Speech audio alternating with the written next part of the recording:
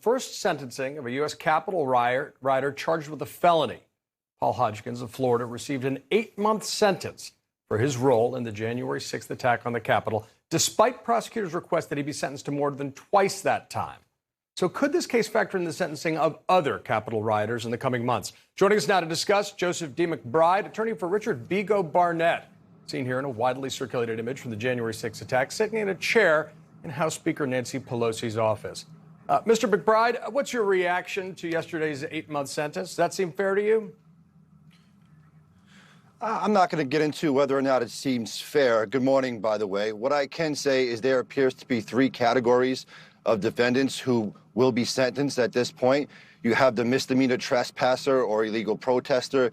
You have an individual like Mr. Hodgkins who made it into sort of the Senate chamber, into the Holy of Holies during that time, during that sacred event.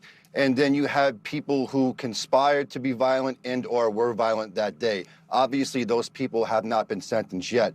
When you look at the sentencing that happened yesterday in light of Richard Barnett, it's not too far of a jump to see that Richard did not make it into the Holy of Holies. He did not make it into the Senate chamber.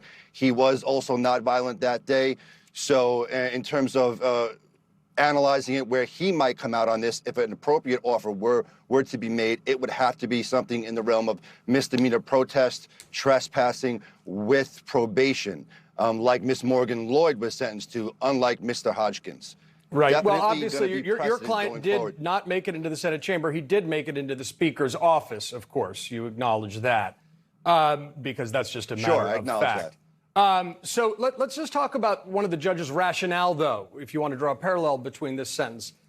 She cited specifically the fact that he pled guilty early. He showed sincere remorse and that he recognized that Joe Biden is the legitimate president of the United States.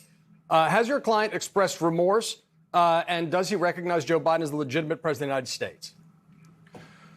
Sure. Well, obviously, this is an ongoing criminal case, an active criminal case. So I can't get into his state of mind, prior state of mind or current state of mind. What I can say about the situation is that my client believes that his actions were protected by the First Amendment of the United States, that he showed up to peacefully protest, to petition this government for redress, along with throngs of other citizens. We all know what happened just that so I'm day. clear, just so I'm clear, are you saying that attacking the Capitol is, according to yourself and your client, an extension of First Amendment rights?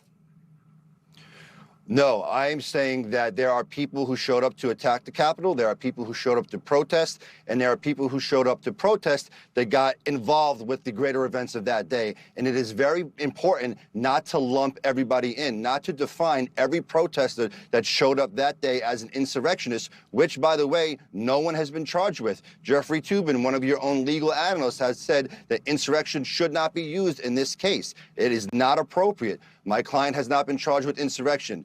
My client was not violent that day. My client showed up to protest. Mr. Barnett has no criminal record, showed up to protest peacefully, ended up in the office that day. That does not equivocate to an attack on democracy.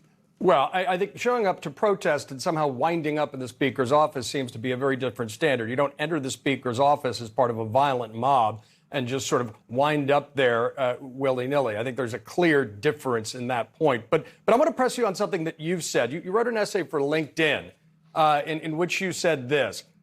Like the Gestapo did in Nazi Germany, the federal government is targeting anyone who dares criticize the decision-making process, questions its motives, or challenges its legitimacy.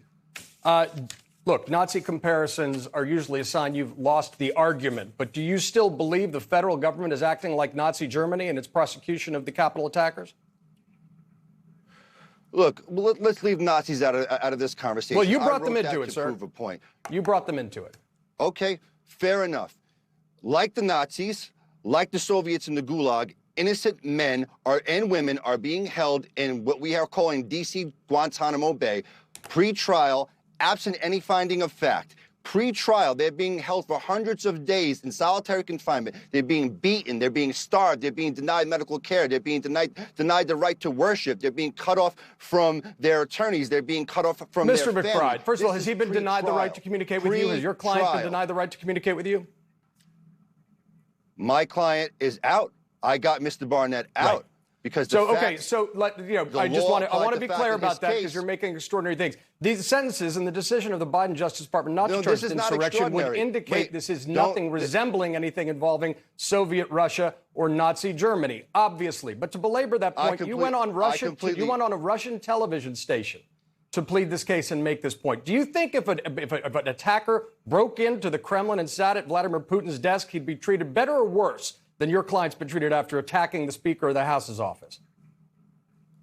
If the media and the United States government does not want to hold itself accountable for the human rights violations that are taking place at D.C. Guantanamo Bay, then who better to hold us accountable than the inventors of the gulags themselves? That is why I went there, to prove that makes a point. Absolutely America no needs sense, to sir. wake up and understand that people are being tortured. Tortured. Are you okay with people being tortured? What's the example 5 you have? miles from Would you like to cite the White that? House right now? Pardon me? You're saying people are being tortured what? by the White House. I just want to be clear, because that's an extraordinary statement that would seem to be utterly unbased in fact. Oh, no, they are based in fact. And when the truth about the circumstances of confinement comes out, you should hold yourself accountable for what you're saying right now. Do you think people should be held accountable for attacking the Capitol and trying to overturn an election, sir? Tortured. Are you okay with torture? Are you okay with what the What about ACLU the Capitol Police who were tortured and attacked by the violent mob, sir? Does that bother you? Solitary confinement is torture. Solitary confinement is torture. Answer that question for me, good sir. Are you okay with pretrial detainees being tortured?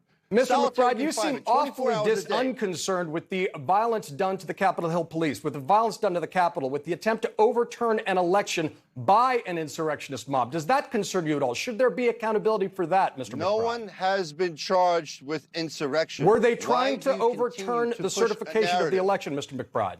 Was your client trying to overturn and stop the certification of the election? Absolutely not. Without any shadow of a doubt, my client showed up to protest what he believed at the time to be incorrect election results. Does he still believe that? Do you believe that? His rights.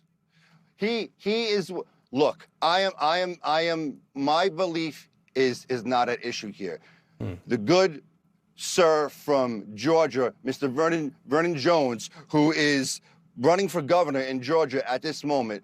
Why don't you go talk to him and others like him? I'm talking to you right now, but you know what it sounds like, Mr. McBride? It sounds like you and your client still believe the big lie. The big lie? What does that mean? 75 million people means believe lying that the big about lie the results of the election. Mr. McBride, I want to thank you for coming on New Day, but I hope you would have more of a fact-based conversation with anything resembling a sense of perspective about an attack on our Capitol. Joseph McBride, keep yelling torture. We'll stick with the facts. Thank you very much for joining us on New Day. The facts are torture. Still to come. Football Hall of Famer Michael Irvin criticizing his former team when it comes to coronavirus. And the move by Ben and Jerry's outraging some leaders.